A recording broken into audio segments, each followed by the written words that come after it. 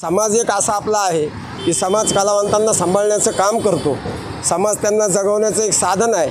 परंतु ज्यावेळेस त्या कलावंतांची उमेद संपलेली असते त्यावेळेस त्याच्याकडं त्याचं कुटुंबही लक्ष देत नाही आणि समाज देखील लक्ष देत नाही. अशा कलावंतांसाठी ही झगडणारी संस्था आहे की अशा कलावंतांसाठी आम्हाला काय करता येईल याच्यासाठी आम्ही अहोरात्र त्या कलावंतांच्या पाठीशी उभं राहून त्यांच्या सुखादुःखामध्ये सामील होत असतो. तर उच्चवर्णीयांना सुरुवातीपासूनच न मागता सगळ्या गोष्टी मिळत आलेल्या आहेत आणि आपल्याला पाणी देखील घ्यायचं असेल तर त्या पाण्यासाठी विश्वरत्न डॉक्टर बाबासाहेब आंबेडकरांना संघर्ष करावा लागलेला आहे.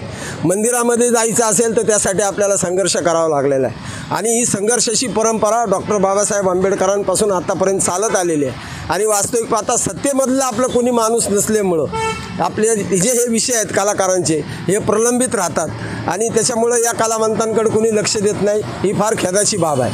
Everyone, please follow, like, share, comment and subscribe the Samyak Kranti channel. Thank you.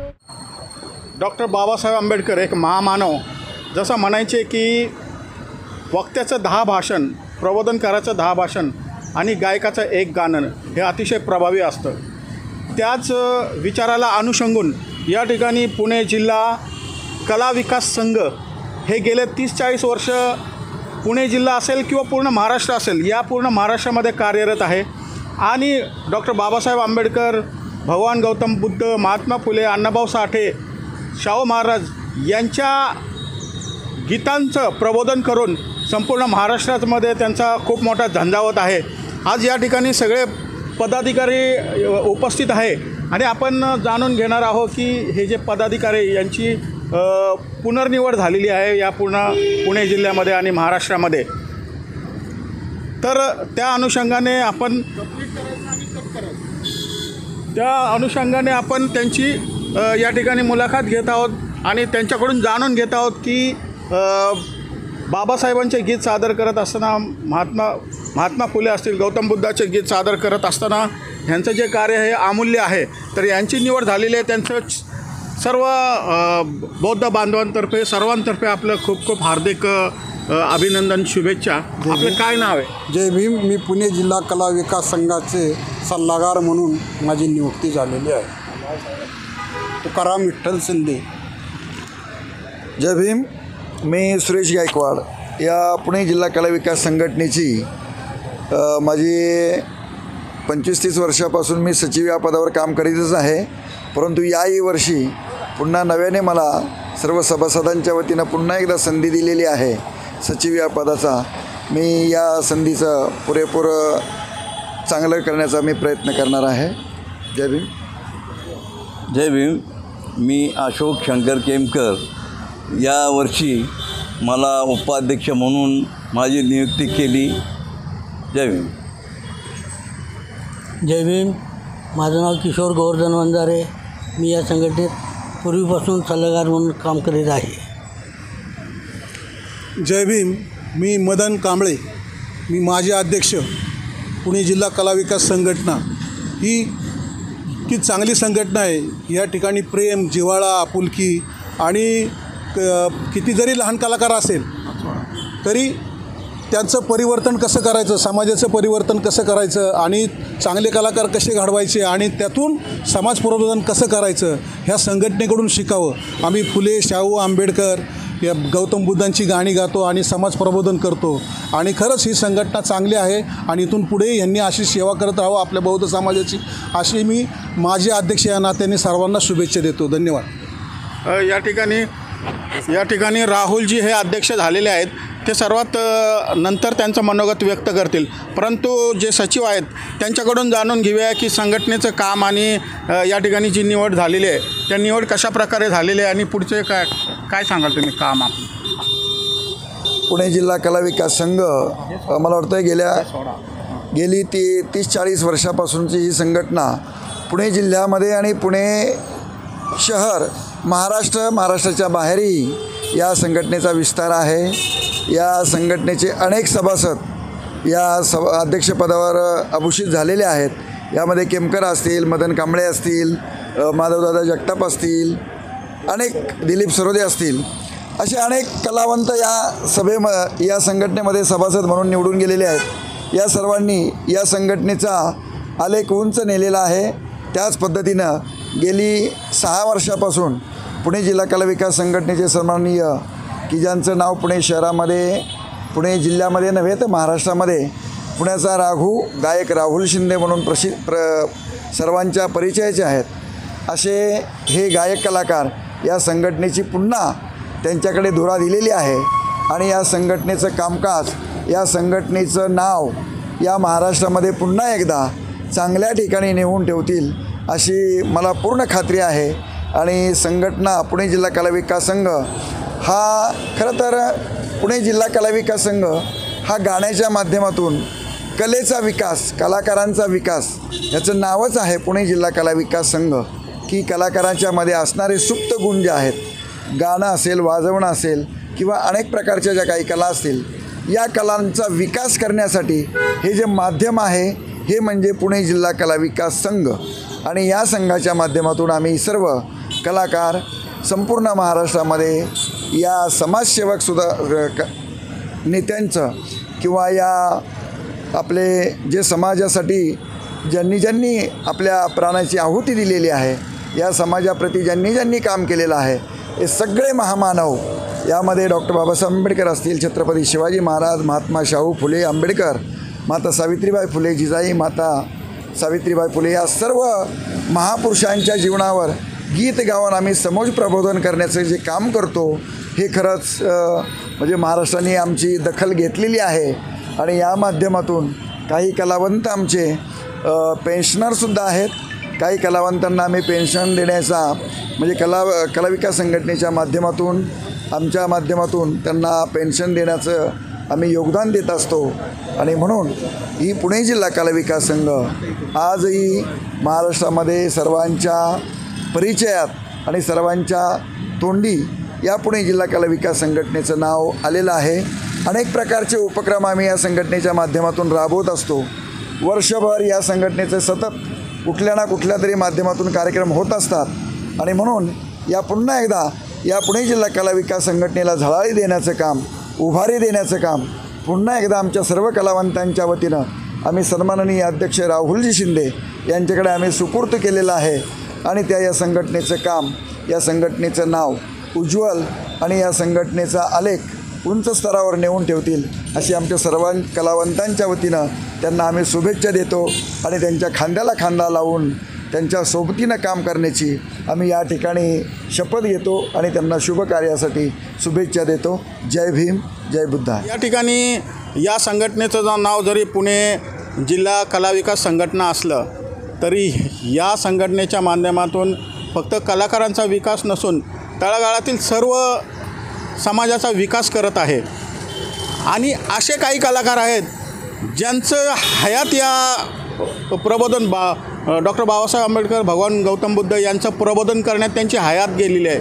परंतु त्यांची हालाकीची परिस्थिती असतानासुद्धा त्यांनी बाबासाहेबांची गीत गायलेले आहेत, भगवान गौतम बुद्धाचे गीत गायलेले आहेत. त्यांचा अंत दुर्दैवी झालेला आहे. असे पण अनेक कलाकार आहेत. अशा प्रकारचं यांचं काम आहे गेले अनेक 30-40 वर्ष. राहुलजी या ठिकाणी अध्यक्ष झालेले आहेत. अतिशय अभिमानाची गोष्ट आहे. खूप चांगल्या प्रकारे त्यांनी या महाराष्ट्रामध्ये काम केलेलं आहे. आपण त्यांना आपण शुभेच्छा देताना जाणून घेऊ. राहुल भाऊ, तुम्हाला खूप खूप शुभेच्छा. आणि तुमची जी काही निवड झालेली आहे त्यामुळे संपूर्ण महाराष्ट्रात आनंदाचं वातावरण आहे. तुम्ही काय सांगाल याबद्दल? सर्वांना नमो बुद्धाय, क्रांतिकारी जय भीम. मी आपला गायक राहुल शिंदे. या ठिकाणी सर्वप्रथम मी सम्यक न्यूज व लॉर्ड बुद्धा चॅनल यांचे मनापासून आभार मानतो की कलावंतांना एवढं प्राधान्य देण्याचं काम आजकाल कोणी करत नाही. परंतु आज एक अभिमानाची, स्वाभिमानाची गोष्ट आहे की आपल्या चळवळीमध्ये आपल्या स्वतःचे चॅनल जे निर्माण झालेले आहेत त्याच्यातून खऱ्या अर्थाने मला वाटतं प्रबोधनकार तर बाबासाहेब आंबेडकरांची चळवळ घराघरामध्ये पर्यंत पोचवतोच, परंतु या चॅनलच्या माध्यमातून खरी चळवळ आज समाजापर्यंत पोचत आहे, याचा मला सार्थ अभिमान आहे. आणि राहिला प्रश्न तर गेले 6 वर्ष झाले या संघटनेचा मी अध्यक्ष म्हणून काम करतो आहे. परंतु राहुल शिंदे हा फक्त नाम मात्र आहे. परंतु मला सपोर्ट करणारी जी माझी सर्व कमिटी असेल, मग त्या कमिटीमध्ये माझे सचिव सुरेश गायकवाड असतील, कार्याध्यक्ष अशोकदादा केदारे असतील, आयुष्यमान उपाध्यक्ष केमकर आहेत आणि सर्वच मंडळी ज्यांनी बॉडीवर काम केलेलं आहे. आणि पुणे जिल्हा कला विकास संघ हा नुसता एक संघटना नसून हा एक जिव्हाळा, हा एक प्रेम आहे, हे एक आपली वास्तू आहे आणि त्या ठिकाणी आम्ही सगळे जिव्हाळ्याने प्रेमाने एकमेकाच्या सुखादुःखामध्ये धावून जाणारी ही संघटना आहे. त्याच्यामुळे या संघटनेचं भविष्य हे नक्कीच उज्ज्वल आहे असं माझ्यासारख्या अध्यक्षाला वाटतं. राहुलजी, काय काय सांगाल की आत्तापर्यंत काय महत्त्वाची कामं, बरेच महत्त्वाची कामं तुम्ही केलेले आहेत तुमच्या माध्यमातून आणि पुढे करण्याचा पण तुमचा मानस आहे, त्यातून दिसून येतं. सामाजिक कार्य असेल किंवा धार्मिक काम असेल, तर कुठली महत्त्वाची कामं आत्तापर्यंत झालेली आहेत जे तुम्हाला सांगावीशी वाटतात आणि कुठली कार्य करण्याचा तुमचा मानस आहे? या ठिकाणी महाराष्ट्रातील तमाम कलावंतांना सांगण्यासाठी मला एक गर्व वाटतो की संपूर्ण महाराष्ट्रात जर तुम्ही हिंडला तर कुठल्याही कलावंताला 10x10ची बसण्याची देखील जागा नाही आहे. परंतु पुणे जिल्हा कला विकास संघटना एक अशी संस्था आहे की जिथं आमच्या स्वतःचं 1000 स्क्वेअर फीटचं आम्ही ऑफिस बांधून घेतलेलं आहे आणि हे महाराष्ट्रामध्ये मला वाटतं पहिला इतिहास असेल पुणे जिल्हा कला विकास संघाचा की त्यांचं एक स्वतःचं ऑफिस आहे. त्याचप्रमाणे तुम्ही सामाजिक काम म्हणताल तर आम्ही फक्त गाणं गाऊनच थांबत नाही, तर सामाजिक कामं सामाजिक कामामध्ये जेवढी कामं येतात त्या कामामध्ये आम्ही अग्रेसर असतो.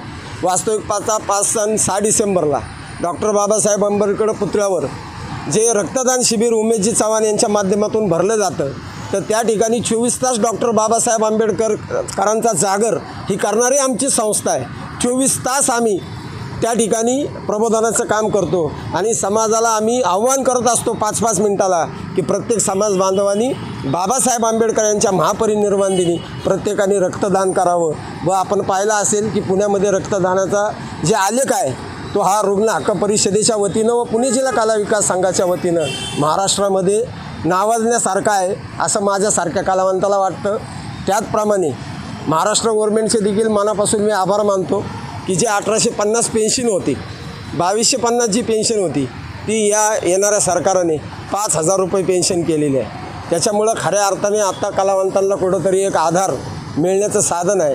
कारण तुमच्या माहितीसाठी सांगतो, समाज एक असा आपला आहे की समाज कलावंतांना सांभाळण्याचं काम करतो, समाज त्यांना जगवण्याचं एक साधन आहे. परंतु ज्यावेळेस त्या कलावंतांची उमेद संपलेली असते त्यावेळेस त्याच्याकडं त्याचं कुटुंबही लक्ष देत नाही आणि समाज देखील लक्ष देत नाही. अशा कलावंतांसाठी ही झगडणारी संस्था आहे की अशा कलावंतांसाठी आम्हाला काय करता येईल याच्यासाठी आम्ही अहोरात्र त्या कलावंतांच्या पाठीशी उभं राहून त्यांच्या सुखादुःखामध्ये सामील होत असतो. पुणे जिल्ह्यासाठी तुम्ही येणाऱ्या काळामध्ये काय काम करण्याचा मानस आहे? सरकारकडून तुमची काय अपेक्षा आहे? समाजाकडून तुम्ही काय अपेक्षा करता? सरकाराकडून अपेक्षा करण्यासारखं काय आहे साहेब? वास्तविक पाहता सरकारामध्ये आपली बाजू मांडणारा आपला कोणी नाही, तर तिथवर हक्क काय म्हणजे हक आमची काय पोचत नाही. परंतु येणाऱ्या काळामध्ये आम्ही नक्कीच त्यासाठी काहीतरी प्रयत्न करणार आहोत. आमचं असं स्वप्न आहे की प्रत्येक कलावंतांना एक भूखंड मिळतो, परंतु आंबेडकरी चळवळीमधले जे कलावंत आहे त्यांच्यासाठी कुठल्या माईशालालने आत्तापर्यंत भूखंड दिलेला नाही आहे. भूखंड जर दिला तर कलावंतांसाठी एक चांगली कॉलनी या ठिकाणी निर्माण होऊ शकते, उभी राहू शकते. परंतु यासाठी कोणी प्रयत्न करत नाही. परंतु येणाऱ्या 18 तारखेला किंवा 25 ऑगस्टला आम्ही या ठिकाणी गुरुपौर्णिमा, त्याचप्रमाणे महाकवी वामनदादा कर्डक आणि साहित्यरत्न लोकशाहीर अण्णाभाऊ साठे यांची संयुक्त जयंती पुणे जिल्हा कला विकास संघाच्या उद्यमाने भव्य दिव्य स्वरूपामध्ये पुणे या ठिकाणी कार्यक्रम आम्ही ते करणार आहे आणि त्याच्या नियोजनाची तयारी सध्या आमच्या कमिटीची सुरू आहे. राहुलजी, एक वेगळा प्रश्न विचारतो तुम्हाला. आपण बघितलं की महाराष्ट्रामध्ये कलाकार आहेत, त्यामध्ये उच्चवर्णीय कलाकारांची दखल न मागता घेतली जाते, ज्यांच्याकडं अमाप पैसा आहे, धनसंपत्ती आहे. परंतु आपल्यासारख्या तळागाळातील जे काय कलाकार आहे त्यांची लवकर दखल घेतली नाही. त्यांना आंदोलनच करावं लागतं, त्यांना रस्त्यावर उतरावं लागतं, उपोषण करावं लागतं. हा जो फरक आहे, हा फरक झालेला आहे, तर त्याचं काय कारण आहे आणि कशामुळे त्याला हा फरक जाणवतो आहे? सर, वास्तविक पाहता जर आपण पाहिलं, आपण जे आता उच्चवर्णीयांचं सांगितलं, तर उच्चवर्णीयांना सुरुवातीपासूनच न मागता सगळ्या गोष्टी मिळत आलेल्या आहेत आणि आपल्याला पाणी देखील घ्यायचं असेल तर त्या पाण्यासाठी विश्वरत्न डॉक्टर बाबासाहेब आंबेडकरांना संघर्ष करावा लागलेला आहे. मंदिरामध्ये जायचं असेल तर त्यासाठी आपल्याला संघर्ष करावा लागलेला आहे आणि ही संघर्षाची परंपरा डॉक्टर बाबासाहेब आंबेडकरांपासून आत्तापर्यंत चालत आलेली आहे. आणि वास्तविक पाहता सत्तेमधलं आपलं कोणी माणूस नसल्यामुळं आपले जे हे विषय आहेत कलाकारांचे हे प्रलंबित राहतात आणि त्याच्यामुळं या कलावंतांकडे कोणी लक्ष देत नाही. ही फार खेदाची बाब आहे. अतिशय महत्त्वाचा मुद्दा या ठिकाणी राहुलजी यांनी मांडलेला आहे संसद असेल किंवा विधानसभा असेल, आपला एकही प्रतिनिधी म्हणजे आपले प्रतिनिधीच नाही आहे तिकडे. तर प्रतिनिधी निर्माण केला पाहिजे, आपला प्रतिनिधी त्या ठिकाणी बाजू मांडणारा असला पाहिजे असं राहुलजींनी सांगितलं. आणि येणाऱ्या काळामध्ये तशा प्रकारचं काम त्यांचं असणार आहे. याबद्दल खरंच त्यांचं मनापासून आभार मानतो आणि या ठिकाणी थांबतो. जय भीम, नमो बुद्धाय.